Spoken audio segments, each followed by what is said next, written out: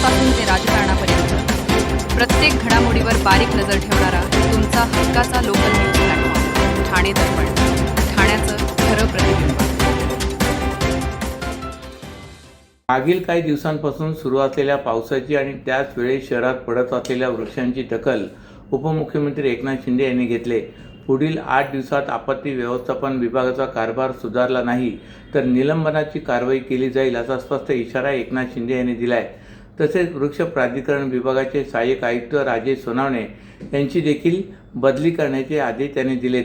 शिवाय पावसात हलगर्जी खपून घेतली जाणार नाही आणि त्यात उपाययोजना करण्यात निष्काळजी करणाऱ्या अधिकाऱ्यांवर कारवाईचे आदेशही त्यांनी दिलेत। आज एकनाथ शिंदे यांनी ठाणे महापालिकेच्या आपत्ती व्यवस्थापन विभागाला भेट देऊन आढावा घेतलाय। यावेळी त्यांच्या समवेत महापौर शर्मिला पिंपळकर, उपमहापौर कृष्णा पाटील, जिल्हाधिकारी श्रीकृष्ण पांचाळ, महापालिका आयुक्त सौरभ राव आदींसह इतर पदाधिकारी उपस्थित होते। यावेळी त्यांनी वृक्ष प्राधिकरण विभाग आणि आपत्ती विभागातील अधिकाऱ्यांची खरडपट्टी काढली। कर्तव्यात हलगर्जीपणा करणाऱ्या अधिकाऱ्यांना कोणतीही सवलत दिली जाणार नाही असा इशारा देत जबाबदारी पार न पाडणाऱ्या अधिकाऱ्यांवर तात्काळ कारवाई करून आवश्यक असल्यास आठवडाभर निलंबित करण्याच्या सूचना त्यांनी दिल्यात। काही अधिकाऱ्यांवर कारवाईचे आदेशही देण्यात आल्याची माहिती त्यांनी दिली। त्यानुसार आपत्ती व्यवस्थापन अधिकारी यासिन तडवी यांना 8 दिवसाची मुदत देण्यात आली असून कामात सुधारणा न झाल्यास निलंबनाची कारवाई करण्याचे संकेत त्यांनी दिलेत। चांगले काम करणाऱ्या अधिकारी आणि कर्मचाऱ्यांचे कौतुक केले जाईल असेही त्यांनी स्पष्ट केले। तसेच शहरात पडत असलेल्या वृक्षांच्या पार्श्वभूमीवर या विभागाचे सहाय्यक आयुक्त राजेश सोनावणे यांची देखील बदली करण्याचे आदेश त्यांनी दिलेत। त्यांच्या जागी आता वृक्ष अधिकारी केदार पाटील हे काम पाहणार आहेत। पाऊस सुरू असताना हवेचा दाब वाढल्यामुळे अनेक ठिकाणी झाडे पडत असल्याने धोकादायक झाडांची तातडीने छाटणी करून त्याचा सातत्याने आढावा घेण्याचे आदेश त्यांनी दिलेत। झाडांच्या व्यवस्थापनासाठी तज्ज्ञ समितीची मदत घेऊन झाडे अधिक मजबूत व सुरक्षित कशी राहतील याबाबत दीर्घकालीन उपाययोजना करण्याचे निर्देशही त्यांनी दिलेत। तसेच वृक्षांचे ऑडिट करण्याच्या सूचनाही त्यांनी दिल्यात। आपत्ती व्यवस्थापनासाठी मनुष्यबळ कमी पडत असल्याची बाब लक्षात घेऊन आवश्यकतेनुसार मनुष्यबळ आणि यंत्रसामुग्री वाढवण्याचे निर्देश देण्यात आले। ठाण्यात आतापर्यंत सरासरी 43% पावसाची नोंद झाली असून यंत्रणांनी अधिक सतर्क राहावे असेही शिंदे यांनी सांगितले। घोडबंदर मार्गावरील पातलीपाडा परिसरात आज दुपारच्या सुमारास एका रिक्षावर रासायनिक टँकर उलटला।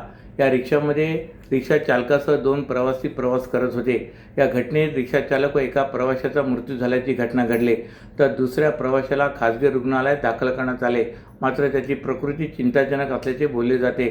या अपघातानंतर प्रवाशांच्या सुरक्षेचा प्रश्न ऐरणीवर आलाय। ठाणे, पालघर, मुंबई उपनगर तसेच गुजरातच्या दिशेने जाणाऱ्या वाहतुकीसाठी घोडबंदर मार्ग हा अत्यंत महत्त्वाचा मानला जातो। उरण येथील JNPT बंदर, नाशिक आणि भिवंडी परिसरातून निघणारी हजारो अवजड वाहने या मार्गाचा वापर करतात। त्यामुळे या मार्गावरील वाहतूक विस्कळीत झाल्यास त्याचा परिणाम संपूर्ण परिसरातील वाहतुकीवर होतो। आज ठाणे येथून घोडबंदर मार्गाच्या दिशेने टँकर वाहतूक करत होता। हा टँकर दुपारी 12 वाजण्याच्या सुमारास पातलीपाडा परिसरात आला असता चालकाचा वाहनावरील ताबा सुटल्याने टँकर रस्त्यावर उलटला। टँकरच्या बाजूला रिक्षा जात होती, त्या रिक्षावर रासायनिक टँकर उलटला। या रिक्षामध्ये रिक्षा चालकासह 2 प्रवासी प्रवास करत होते। या दुर्घटनेत रिक्षा चालक व एका प्रवाशाचा मृत्यू झालाय, तरी एका प्रवाशाची प्रकृती चिंताजनक आहे। घटनेची माहिती मिळताच कासारवडोली पोलीस ठाण्याचे पोलीस वाहतूक शाखेचे कर्मचारी घटनास्थळी दाखल झाले। पोलिसांनी तात्काळ परिसर सुरक्षित करून वाहतुकीचे नियोजन केले। अपघातानंतर घटनास्थळी बघ्यांची मोठी गर्दी झाली होती। हा अपघात इतका भीषण होता की या रिक्षाचा संपूर्ण चुराडा झाला होता। टँकरखाली प्रवासी दबले असल्याने क्रेनच्या सहाय्याने टँकर बाजूला करण्याचे काम करण्यात आले, मात्र या अपघातानंतर प्रवाशांच्या सुरक्षेचा प्रश्न ऐरणीवर आलाय। ठाण्याच्या बाळकुंभ भागातील प्रस्तावित अमेझॉन डेटा सेंटर प्रकल्पामुळे वाहतूक कोंडी, ध्वनी व वायू प्रदूषण, पाणी तसेच वीज वापरावर अतिरिक्त ताण येणार असल्याने त्यास स्थानिकांकडून विरोध होत असतानाच या प्रकल्पात एकूण 316 वृक्ष बाधित होणार असल्याची बाब पुढे आले। यापैकी 112 झाडे तोडण्यास तर 204 झाडे पुनरुत्थित करण्यास पालिकेने 3 वर्षापूर्वीच परवानगी दिली, मात्र या ठिकाणी परवानगीपेक्षा अधिक वृक्ष तोड झाल्याचा आरोप सत्ताधारी शिवसेनेच्या नेत्यांनी केल्याने हा प्रकल्प आता वादात सापडला आहे। ठाणे महापालिका क्षेत्रात गेल्या काही वर्षात विविध प्रकल्पांची कामे हाती घेण्यात आलीत। यामध्ये मेट्रो, अंतर्गत मेट्रो, ठाणे बोरिवली भुयारी मार्ग, आनंदनगर ते साकेत उन्नत मार्ग, बाळकुंभ ते गायमुख खाडी किनारे मार्ग तसे इतर प्रकल्पांचा समावेश आहे। या प्रकल्पात बाधित होणाऱ्या हजारो वृक्षांच्या तोडीस पालिकेने यापूर्वीच परवानगी दिली असून यामुळे शहरातील हरित पट्टा काहीसा कमी झाल्याचे चित्र आहे. या वृक्षतोडीच्या मुद्द्यावरून पालिकेच्या कारभारावर टीका होत असून पर्यावरण प्रेमीसह राजकीय पक्षांनी आंदोलने करत नाराजी व्यक्त केली होती. असे असतानाच आता बाळकुंभ भागातील प्रस्तावित ॲमेझॉन डेटा सेंटर प्रकल्पात बाधित होणाऱ्या वृक्षतोडीस पालिकेने 3 वर्षापूर्वीच परवानगी दिल्याचा प्रकार उघडकीस आला आहे. बाळकुंभ भागातील प्रस्तावित ॲमेझॉन डेटा सेंटर प्रकल्पामुळे वाहतूक कोंडी, ध्वनी व वायू प्रदूषण, पाणी तसेच वीज वापरावर अतिरिक्त ताण येणार असून यामुळे या प्रकल्पास स्थानिक नागरिकांसह विरोधी पक्षाकडून विरोध होतोय. असे असतानाच या प्रकल्पातील वृक्षतोडीस परवानगी दिल्याचा मुद्दा पुढे आला आहे. विशेष म्हणजे शिंदेच्या शिवसेनेचे खासदार नरेश म्हस्के यांनी या प्रकल्पाच्या बेसुमार वृक्षतोडी करण्यात आल्याचा प्रकार उघडकीस आणल्याने हा प्रकल्पच आता वादात सापडला आहे. तुमच्या व्यवसायासाठी खेळते भांडवल, क्षमता विस्तार, आधुनिकीकरण आणि यंत्रसामग्री खरेदीसाठी विश्वसनीय ओव्हरड्राफ्ट सुविधा, कर्ज मर्यादा 7 कोटींपर्यंत, जलद मंजुरी, 120 महिन्यांचा परतफेडीचा कालावधी, TJSB ODS drop against property, TJSB सहकारी बँक लिमिटेड, भरोसे का बँक, भविष्य का बँक. वाहतूक ऑपरेटर्ससाठी व्यावसायिक वाहने खरेदी करण्यासाठी सोपी आणि विश्वासार्ह कर्ज सुविधा, कर्ज मर्यादा 1 कोटी रुपयांपर्यंत, 5 वर्षांची परतफेडीची मुदत, आकर्षक व्याजदर, TJSB fleet term loan, TJSB सहकारी बँक लिमिटेड, भरोसे का बँक, भविष्य का bank. Asset backed credit loan, व्यवसाय आणि आर्थिक गरजांसाठी मालमत्तेवर आधारित कर्ज, कर्ज मर्यादा 5 कोटींपर्यंत, 120 महिन्यांचा परतफेडीचा कालावधी, विश्वासार्ह वित्तीय भागीदार तुमच्या प्रगतीसाठी, TJSB asset backed credit loan, TJSB सहकारी बँक लिमिटेड, भरोसे का बँक, भविष्य का बँक. दादा, दात घासताय ना, मग पाणी का वाया घालवताय? ताई, भांडी घासा नाहीतर फोन पहा, पण नळ का चालू ठेवलाय? अंघोळ झाली ना करून, मग शॉवर चालूच. कपडे धुताय पण पाणी वाया जात आहे, त्याचं काय? गाडी अशी धुताय आणि उद्या पाणी कायमचं संपलं तर? पाण्यासाठी किती जणांची वणवण होते, कित्येक कुटुंबांना तर पाणी मिळतही नाहीये. पाणी बोलत नाही, पण आपण त्याची किंमत जाणली पाहिजे. पाण्याचा अपव्यय टाळा, परिस्थिती भीषण होऊ शकते. प्रत्येक थेंब जपा, पाणी वाचवा. पाणी ही निसर्गाची देणगी आहे. पाणी निर्माण करता येत नाही. पाण्याची बचत हीच पाण्याची निर्मिती. ठाणे महानगरपालिकेतर्फे जनहितार्थ जारी.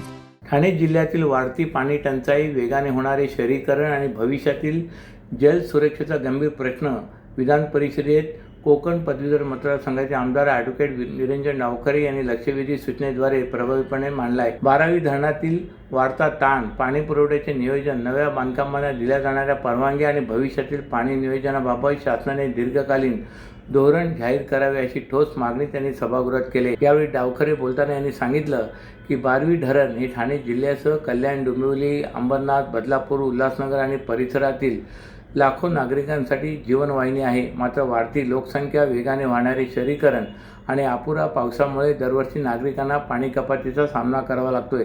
अनेक भागामध्ये नियोजित पाणी पुरवठा बंद करण्याची वेळ येत असून या परिस्थितीवर कायमस्वरूपी उपाययोजना करण्याची गरज त्यांनी अधोरेखित केली. मुरबाड तालुक्यासह काही औद्योगिक आणि नागरी वसाहतींना 12वी धरणातून पुरेशा प्रमाणात पाणी मिळत नसल्याकडे लक्ष वेधत त्यांनी या भागासाठी शासनाचे स्वतंत्र नियोजन काय आहे असा प्रश्न उपस्थित केला आहे. उपलब्ध पाणीसाठ्याचे योग्य फेरनियोजन, औद्योगिक आणि नागरी वापरामध्ये संतुलन तसेच भविष्यातील गरजा लक्षात घेऊन दीर्घकालीन जल धोरण तयार करण्याची मागणी त्यांनी केली. ठाणे महानगरपालिकेची लोकसंख्या सुमारे 15 लाखाहून 22 लाखाहून अधिक झाले. कल्याण, डोंबिवली, उल्हासनगर, अंबरनाथ आणि बदलापूरमध्ये झपाट्याने शहरीकरण होते. मात्र अनेक मोठ्या गृहनिर्माण प्रकल्पांना अद्याप अधिकृत पाणी जोडणी उपलब्ध नसून ते केवळ बोरवेलवर अवलंबून आहेत. अशा परिस्थितीत पाणी पुरवठ्याची प्रत्यक्ष उपलब्धता तपासल्याशिवाय नव्या मोठ्या बांधकामांना परवानगी देऊ नये. तसेच प्रत्येक प्रकल्पासाठी स्वतंत्र जलसाठा अहवाल अनिवार्य करण्याचे निर्देश शासनाने सर्व महानगरपालिकांना द्यावेत अशी मागणी त्यांनी केली. ठाण्यात आज सकाळपासून विजांच्या कडकडाटासह मुसळधार पाऊस सुरू असून सकल भागांमध्ये पाणी साचण्यास सुरुवात झाली. जांभळी नाका, वंदना बस स्थानक, गोखले रोडसह अनेक महत्त्वाच्या रस्त्यांवर पाणी तुंबल्याने वाहतुकीचा वेग मंदावला असून नागरिकांना मोठ्या गैरसोयीला सामोरे जावे लागते. ठाणे शहरात आज सकाळपासून मुसळधार पावसाने जोर धरलाय. वाऱ्याचा वेग कमी असला तरी विजांच्या कडकडाटासह सुरू असलेल्या सततच्या पावसामुळे शहरातील सकल भागांमध्ये पाणी साचण्यास सुरुवात झाली. त्यामुळे शहरातील प्रमुख रस्त्यांवर वाहतुकीवर परिणाम झालाय. जांभळी नाका, बाजारपेठेतील रस्त्यावर मोठ्या प्रमाणात पाणी साचल्याने नागरिक आणि वाहन चालकांना मोठा त्रास सहन करावा लागला. जांभळी नाका हा ठाणे रेल्वे स्थानकाकडे जाणारा प्रमुख मार्ग असून सकाळच्या वेळेत भाजीपाला खरेदीसाठी येथे मोठी गर्दी असते. मात्र पाणी तुंबल्याने पादचारी आणि ग्राहकांना पाण्यातून वाट काढत प्रवास करावा लागला. याशिवाय वंदना बस स्थानक परिसर, गोखले रोड तसेच शहरातील इतर महत्त्वाच्या रस्त्यावरही पावसाचे पाणी साचल्याने वाहतुकीचा वेग मंदावला होता. तर दुचाकीस्वार आणि पादचाऱ्यांना विशेषतः अडचणींचा सामना करावा लागला. अशाच नव्या आणि ताज्या बातम्यांसाठी ठाणे दर्पणच्या पेजला लाईक करा आणि फॉलो करायला विसरू नका.